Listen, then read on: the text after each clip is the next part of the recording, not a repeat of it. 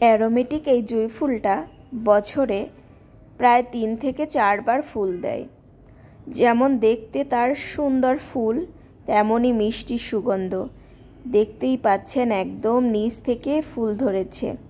আর এই ফুলগুলো কিন্তু অনেক দিন ভালো থাকে। যাদের বেলকুনিতে নাই তারা কিন্তু এই ফুলগুলো আপনাদের বেলকুনিতে রাখতে পারেন। আমার জানলার পাশে আমি রেখেছি রুমের।